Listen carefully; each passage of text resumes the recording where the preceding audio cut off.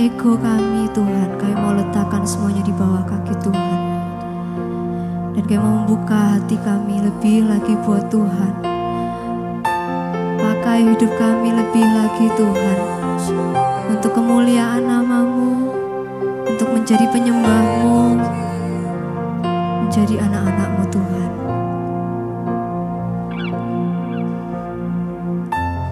Here is where I lay it down, every burden, every crown. This is my surrender, this is my surrender. Here is where I lay it down, every lie and every doubt. This is my surrender. And now I'll make room for you.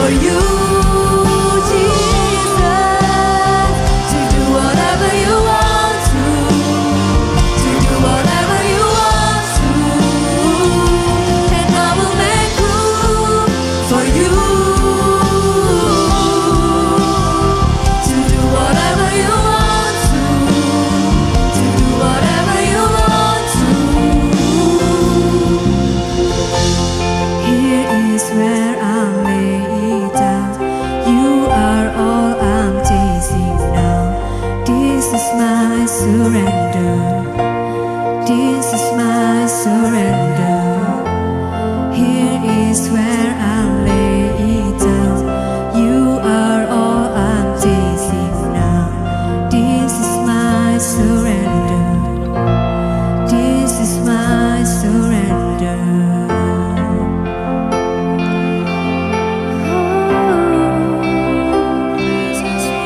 Yang mau berikan segalanya buat Engkau Tuhan. Segala hidup kami, semuanya yang terbaik yang bisa kami berikan buat Tuhan. Mari sama-sama kita sembah Tuhan lebih lagi. Bawa sembahmu, bawa pujianmu buat Tuhan. Lord, I give you my heart, I give you my soul.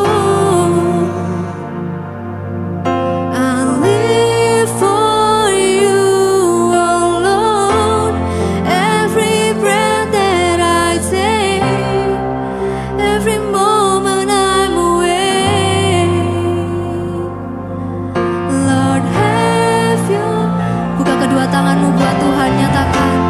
Lord, I give you my heart, I give you my soul. I live for you, I live for you, Jesus. Every breath that I take, every moment I'm awake. Lord, have your way in me.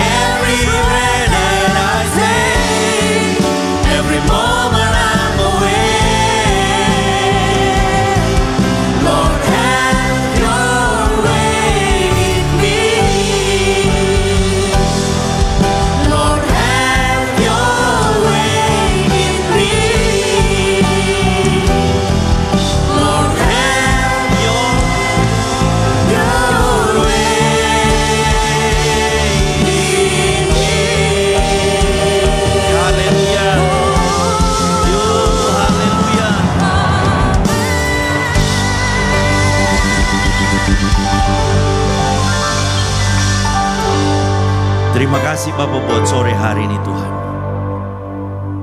Kami berkata kepadamu Bapa, biar setiap pujian kami, biar setiap penyembahan kami Tuhan, kami belajar hanya mau serahkan kepadamu. Kami datang bukan dengan sebuah rutinitas Tuhan, tapi kami percaya bahwa Yesus ada bersama-sama dengan kami. Dan biar di sore hari ini Tuhan, kami akan menyelesaikan hidup kami dengan Tuhan. Jikalau ada salah, ada masalah, ada persoalan Tuhan, yang kami lakukan yang tidak berkenan kepadamu Bapa, biar Tuhan sore hari ini Bapa, dengan hati yang tulus, kami berkata ampuni kami. Kami membutuhkan restorasi dari Tuhan. Kami membutuhkan pemulihan daripada Tuhan. Karena ketika hubungan kami denganmu Tuhan terputus, maka habislah setiap hidup kami. Oleh sebab itu ya Bapa, biar sore hari ini Tuhan, Engkau bicara kepada kami. Lembut ataupun keras Tuhan, Engkau punya hak atas setiap hidup kami. Engkau berkuasa atas setiap hidup kami. Tuhan, bicaralah kepada kami, nasihati kami, berikan kekuatan kepada kami. Dan kami percaya bahwa Roh Kudus ada bersama-sama dengan kami di sore hari ini. Dan Roh Kuduslah yang akan menerangkan setiap arti firman yang akan kami dengar. Tuhan, tutup bungkus tempat ini dengan kuasa darah-Mu. Hamba berdoa khususnya Bapa untuk anak-anak muda yang ada di tempat ini Tuhan. Pakai mereka Bapa, biar setiap firman yang akan mereka dengar pada sore hari ini, firman ini akan menjadikan mereka kuat. Dan mereka akan melihat setiap jalan-jalan yang Tuhan akan bukakan di dalam setiap hidup mereka Tuhan. Terima kasih Bapa di surga. Bicaralah kepada kami ya Tuhan. Kami siap untuk mendengarkan firman-Mu Tuhan. Di dalam nama Tuhan Yesus Kristus. Haleluya. Amin. Silakan duduk saudara, shalom. Saudara yang dikasihi Tuhan, kita masih dalam satu suasana, yaitu bicara tentang suasana kebangkitan. Yesus mati, dia mati tidak untuk dirinya sendiri. Ketika Yesus di atas kayu salib, dia menyebutkan ada satu kalimat, dia berkata, Eloi, Eloi, lama sabachthani.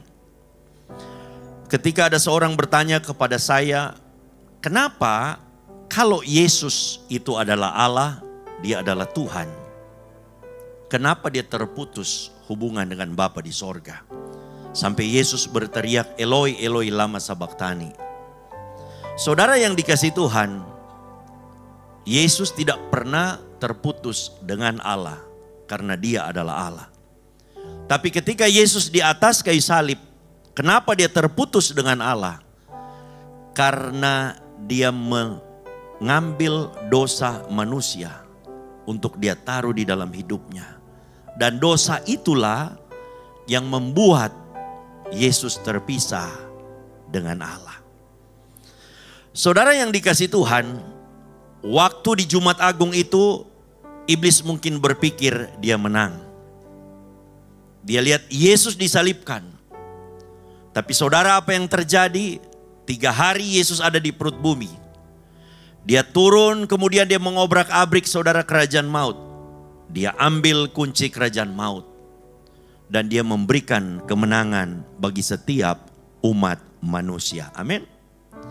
Oleh sebab itu Bapak Ibu Saudara, anak-anak muda yang luar biasa, saya mau saudara sore hari ini kita bicara tentang kebangkitan, bicara tentang berita kudus.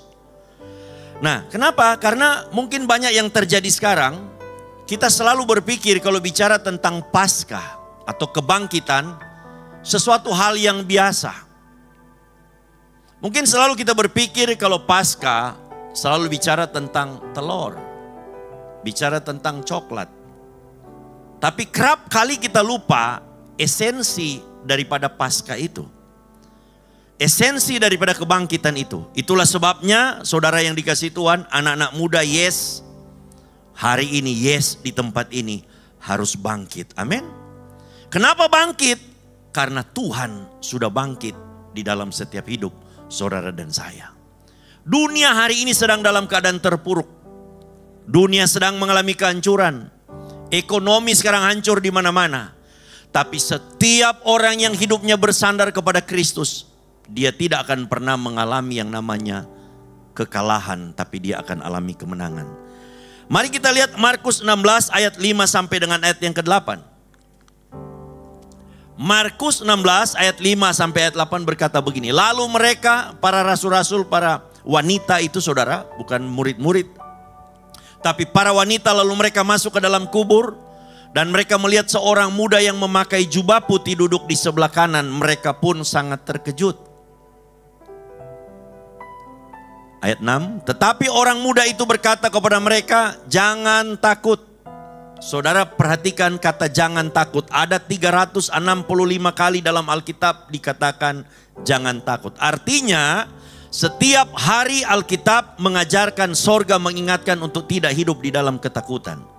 Jangan takut kamu mencari Yesus orang Nazaret yang disalibkan itu.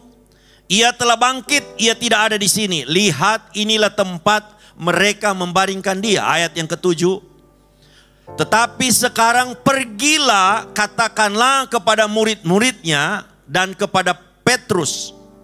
Ia mendahului kamu ke Galilea, di sana kamu akan melihat dia, Yesus, seperti yang dikatakannya kepadamu. Ayat yang ke-8. Lalu mereka keluar dan lari meninggalkan kubur itu, sebab gentar dan dahsyat menimpa mereka. Mereka tidak mengatakan apa-apa kepada siapapun juga karena takut. Dengan singkat mereka sampaikan semua pesan itu kepada Petrus dan teman-temannya. Sesudah itu Yesus sendiri dengan perantaran murid-muridnya memberitakan dari timur ke barat berita yang kudus dan tak terbinasakan tentang keselamatan yang kekal. Itulah Bapak Ibu Saudara, anak-anak muda, hari ini berita kebangkitan, berita kudus hari ini harus keluar dari mulut bibir saudara dan saya untuk kita sampaikan kepada setiap orang-orang yang ada di dunia ini bahwa Yesus, dia sudah bangkit, Yesus sudah mengalahkan maut. Sehingga hari ini Bapak Ibu Saudara, dalam setiap keterpurukan kita ada penyertaan Tuhan yang akan menyertai setiap hidup orang percaya. Amin.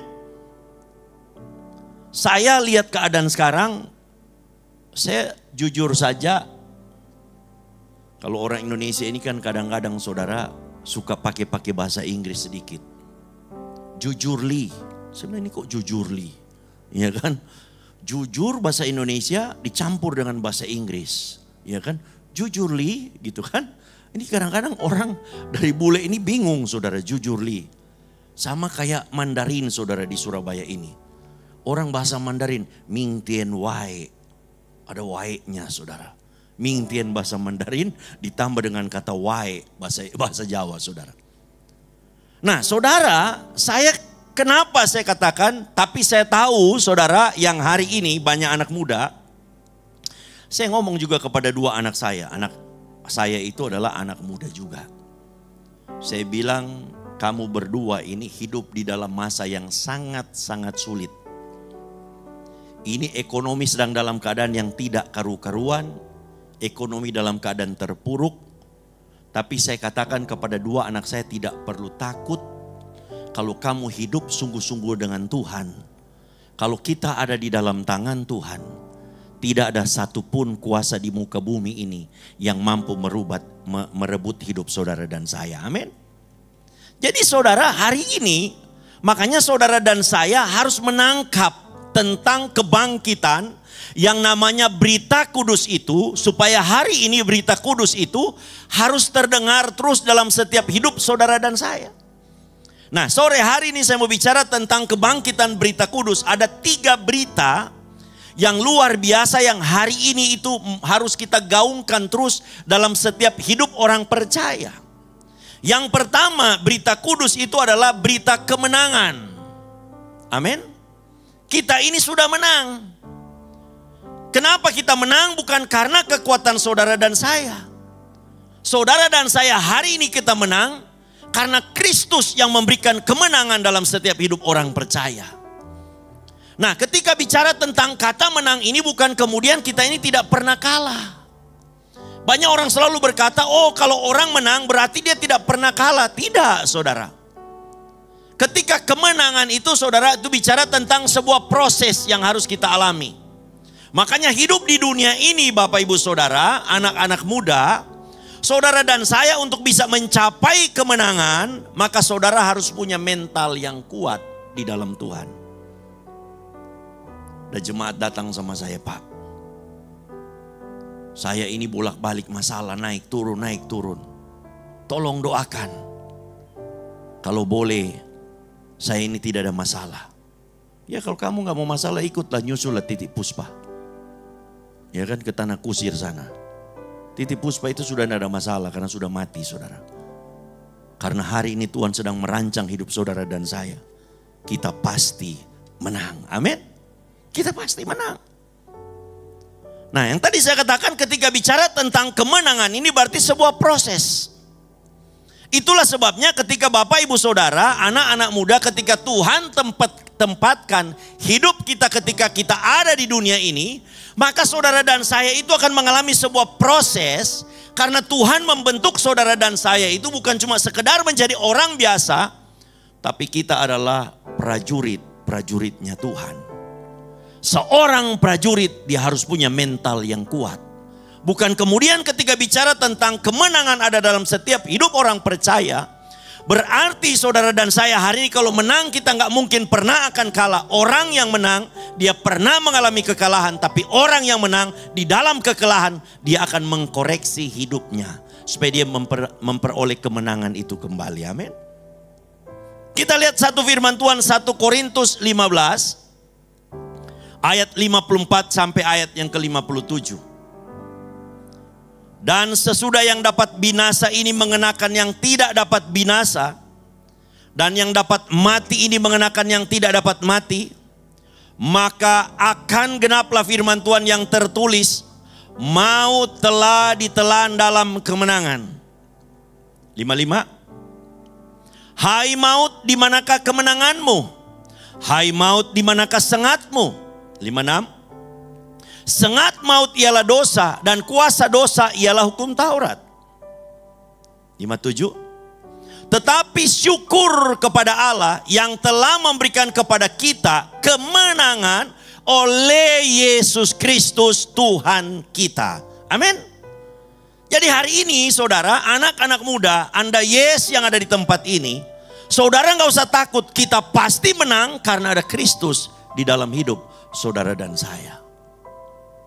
Saya ini salah satu pelaku bisnis juga. Anak muda di sini kan banyak kenal sama saya. Selain kita hamba Tuhan,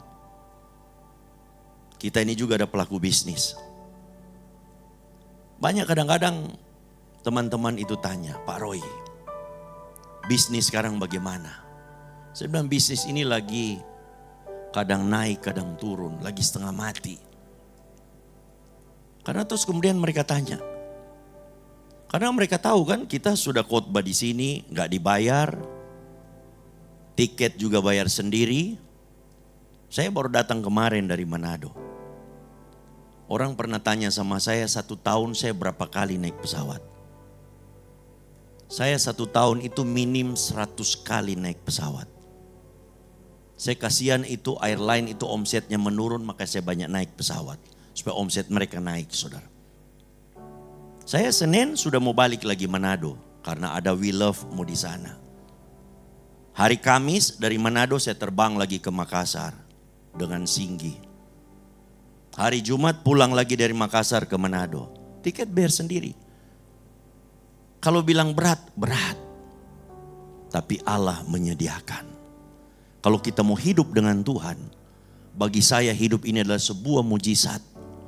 Bagaimana Allah menyiapkan. Secara logika pikiran kita tidak masuk logika. Makanya saya motivasi saudara hari ini, anak-anak muda yang di tempat ini. Anda sedang mau menerima tongkat estafet daripada kami. Kami ini sudah, ya kalau dibilang Tuhan tidak tersinggung. Senior-senior, sudah mau masuk fosil saudara. Ya kan? Tapi kami hari ini tidak pernah takut, kenapa? Karena dalam sepanjang perjalanan hidup saya, dari gereja ini awal berdiri dari saya jatuh bangun, saya tidak pernah yang namanya hari ini saya minta-minta. Karena ada Tuhan Yesus yang memberikan kemenangan dalam setiap hidup saya. Amin. Ini contoh saudara. Saya bangga karena apa? Saya punya Tuhan yang luar biasa. Dan saya tahu Tuhan yang saya sembah hari ini adalah sama dengan hari ini yang Anda sembah. Yaitu Tuhan Yesus Kristus. Kalau pengalaman yang saya terima sama, saya berjalan bersama dengan Tuhan, saya percaya bahwa pengalaman Anda hari ini pun sama Anda akan alami. Dan di dalam Tuhan selalu menjanjikan ada kemenangan. Tapi dia tidak pernah menjanjikan tidak ada persoalan, tidak ada masalah. Tapi dalam setiap masalah, dalam persoalan, dia ada untuk memberikan kemenangan dalam setiap hidup orang percaya. Makanya tadi dikatakan dalam firman Tuhan di dalam tadi 1 Korintus 15 ayat 54 sampai 57. Bahwa hidup kita ini yang fana, yang saudara yang nantinya binasa, tapi karena ada roh Kristus, ada roh Allah dalam setiap hidup saudara dan saya, maka bukan dia berikan kepintaran dalam setiap hidup orang percaya. Kemenangan diberikan karena dia akan berikan hikmat kepada saudara dan saya. Hikmat itu jauh di atas daripada pengetahuan. Amin. Orang yang akan dikatakan dia menang, dia akan mengalami kemenangan bukan karena kepintaran, tapi karena ada hikmat dari Tuhan yang Tuhan berikan kepadanya. Sehingga ketika hikmat itu diberikan oleh Tuhan, maka dia akan berjalan di dalam jalan Tuhan yang walaupun secara logika itu tidak akan pernah masuk di dalam pikiran dia. Kerap kali Allah buat rencana dalam hidup saudara dan saya. Tidak pernah apa yang kita pernah pikirkan. Tapi Allah buat rencana itu. Kadang-kadang bagi kita tidak masuk di akal. Tapi satu hal yang Tuhan minta cuma satu. Belajarlah taat, tunduk, mengikuti setiap jalan yang Tuhan sudah rancangkan. Amin. Amsal 24 ayat 16 kita lihat. Amsal 24 ayat 16 berkata begini. Sebab 7 kali orang benar jatuh.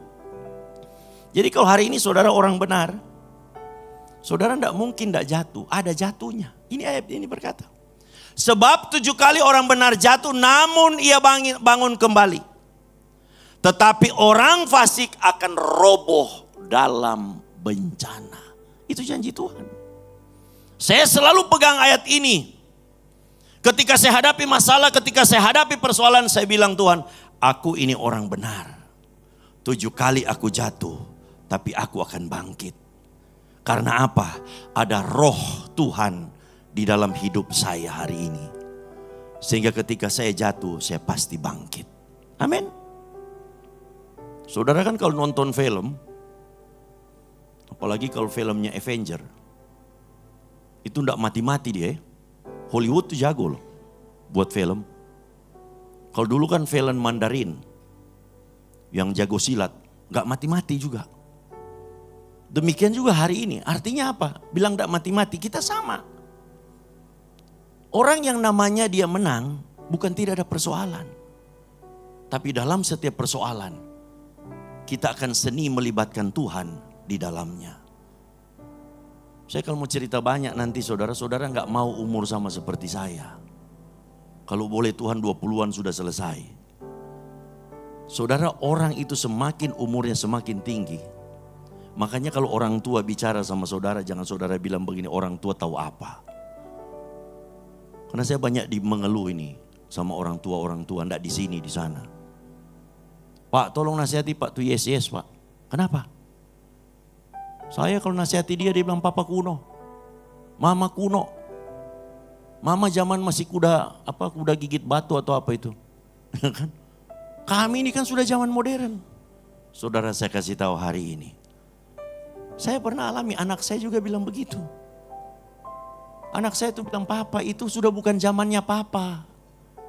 Saya bilang, saya kasih tahu, papa pernah hidup umur 23. Kamu gak pernah umur 58? Belum pernah toh? Oh iya. Oh nanti Pak, iya nanti. Saudara, hari ini yang Tuhan minta cuma satu. Belajar taat kepada dia. Orang kalau menang pasti taat. Amin. Dia taat pasti dia menang. Taat itu gak enak. Taat itu gak ini saudara.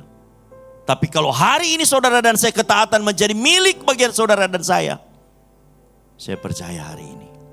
Apapun yang kita akan lewati, kita akan berjalan bersama dengan Tuhan. Kita selalu menang. Amin. Kelihatan hari ini kita kalah, tapi nanti kita menang. Yang kedua, kebangkitan berita kudus. Yang kedua, berita pengharapan. Berita pengharapan. Matius 28 ayat 4 sampai dengan ayat yang ke-10. Dan penjaga-penjaga itu gentar, ketakutan dan menjadi seperti orang mati. Akan tetapi malaikat itu berkata kepada perempuan-perempuan itu, janganlah kamu takut, sebab aku tahu kamu mencari Yesus yang disalibkan itu. Ia tidak ada di sini sebab ia telah bangkit. sama seperti yang telah dikatakan Yesus, marilah lihatlah tempat ia berbaring.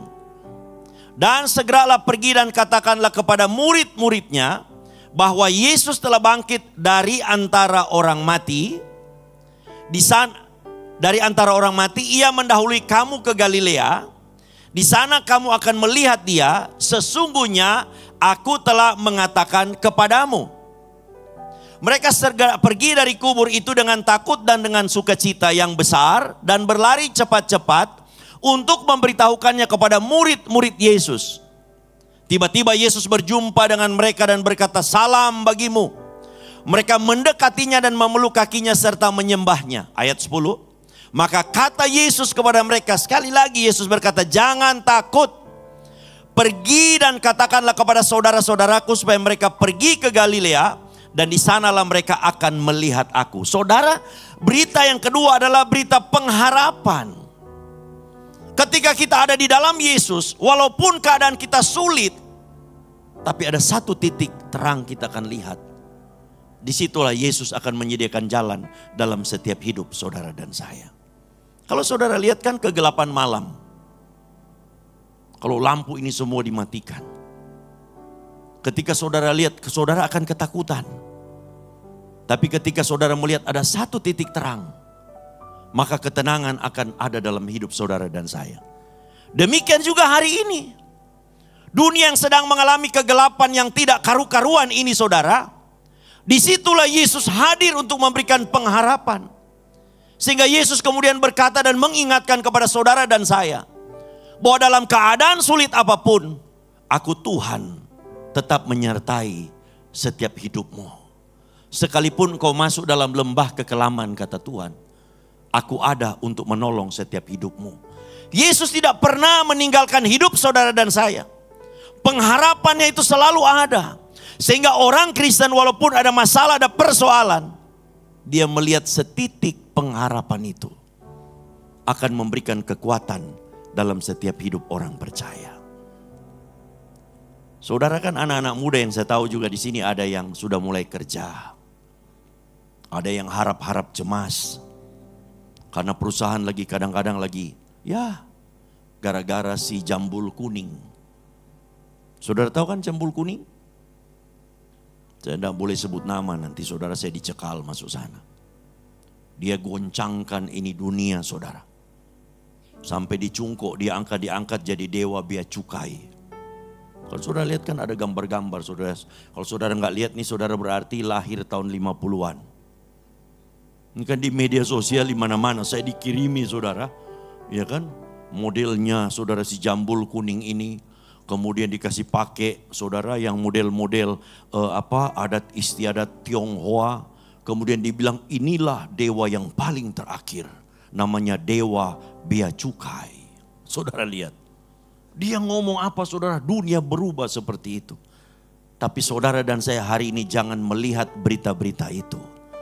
Karena berita kebangkitan akan memberikan pengharapan dalam setiap hidup saudara dan saya. Walaupun dunia akan berkata bahwa akan mengalami keterpurukan. Tapi kalau saudara dan saya hari ini dengan Tuhan, pengharapan itu akan dia berikan dalam setiap hidup orang percaya. Saya kalau mau cerita pengharapan ini sama anak muda, pasti saudara akan bilang, aduh Pak Roy kuno, Pak Roy itu pasti gak tahu lah kalau pengharapan. Karena kita terlalu banyak di PHP. Ya kan? Laki-laki yang suka PHP wanita, biasa begitu ya. PHP tahu toh? Pemberi harapan palsu. Kena gombal saudara. Tapi Tuhan kita gak pernah gombal. Tuhan kita itu selalu Tuhan yang menjawab setiap doa saudara dan saya. Hari ini Bapak Ibu Saudara, anak-anak muda. Kalau saudara sedang namanya mengalami satu masalah, sedang mengalami persoalan. Saudara harus lihat ada pengharapan Tuhan. Yang Tuhan tidak pernah lepaskan dalam setiap hidup saudara dan saya. Sehingga seseorang itu kalau dia melihat pengharapan itu, maka hidupnya pasti akan bertekun. Untuk apa? Menantikan pertolongan Tuhan. Contohnya siapa dalam Alkitab? Abraham. Ada Yusuf, saudara bayangkan. Yusuf itu diberikan satu visi akan menjadi pemimpin. Tapi ternyata yang terjadi Yusuf masuk penjara. dia pasti hopeless. Tapi Yusuf tetap memegang yang namanya visi itu. Dia tahu visi itu adalah pengharapan dalam setiap hidupnya. Demikian juga hari ini saudara dan saya. Kita Tuhan berikan pengharapan dalam setiap hidup saudara dan saya. Yaitu apa saudara? Itu dengan firman Tuhan. Kalau hari ini kita sedang terpuruk, sedang mengalami masalah, sedang mengalami persoalan. Karena itu pekerjaan daripada si setan. Dia sedang mengintimidasi hidup saudara dan saya. Tapi kalau kita tahu, kita ini anak-anak Tuhan. Kita adalah umat-umat pemenang. Maka pengharapan itu tidak akan pernah hilang dalam setiap hidup orang percaya. Amin. Yang ketiga saudara. Yang ketiga, yang pertama berita kemenangan, yang kedua berita pengharapan.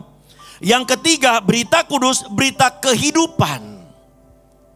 Ini menunjukkan kenapa Bapak Ibu Saudara, anak-anak muda, Yesus itu dia mati tapi tidak mati dalam kekekalan. Dia hidup. Karena kalau Yesus saja dia mati dan dia tidak hidup, maka hari ini kita tidak perlu jadi orang Kristen. Hari ini kita tidak perlu percaya kepada dia. Karena buat apa? Kita percaya kepada Tuhan yang mati. Tapi Tuhan kita bukan Tuhan yang mati. Dia Tuhan yang hidup. Amin. Lukas 24 ayat yang kelima kita lihat. Lukas 24 ayat yang kelima. Mereka sangat ketakutan dan menundukkan kepala. Tapi kedua orang itu berkata kepada mereka, mengapa kamu mencari dia yang hidup di antara orang mati? Jadi Yesus itu saudara, dia hidup apa? Di antara orang mati. Karena dia mengajarkan, dia membawa kita untuk mengalami kekekalan. Jadi kalau saudara dan saya hari ini kita tahu bahwa berita kehidupan itu ada dalam hidup saudara dan saya. Kalau hari ini kita sedang dalam keadaan terpuruk, semua harus mencari berita kehidupan itu. Saya lihat kalau pagi-pagi, saya nggak tahu kalau anak muda itu paginya jam berapa. Jam 9, jam 10 itu paginya anak muda. Kalau paginya kami orang tua, itu jam 4, jam 5 subuh.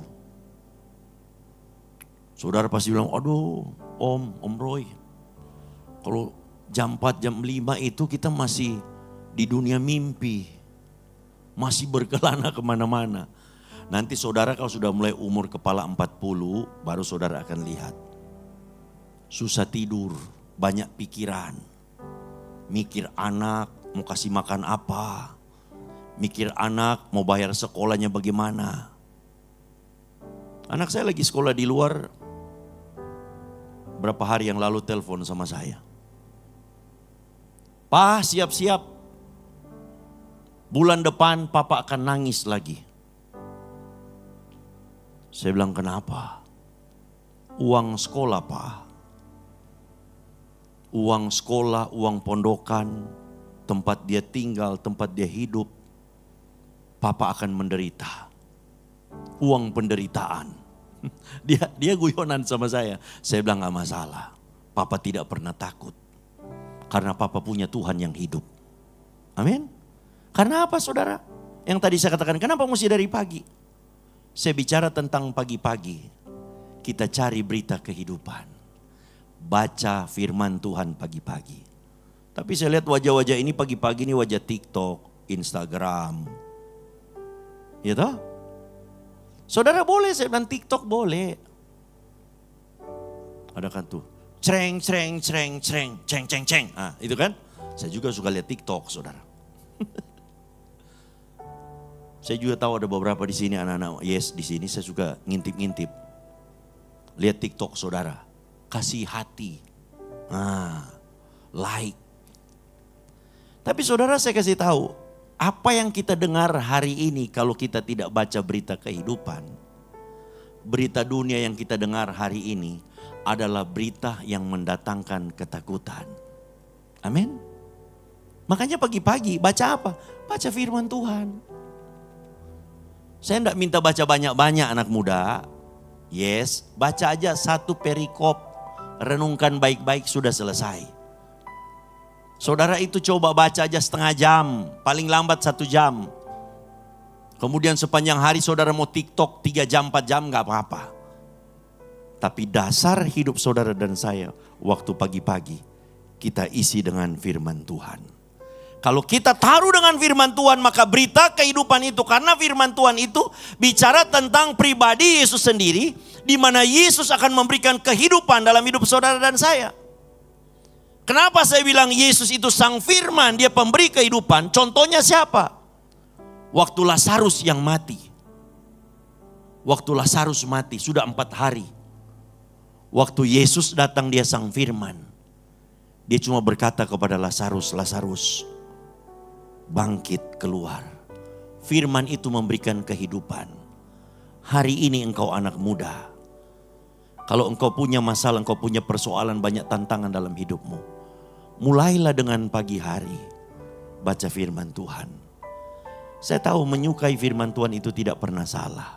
Tapi kalau saudara melakukan namanya menyukai firman Tuhan, maka seluruh aspek hidup saudara dan saya ada janji daripada Tuhan.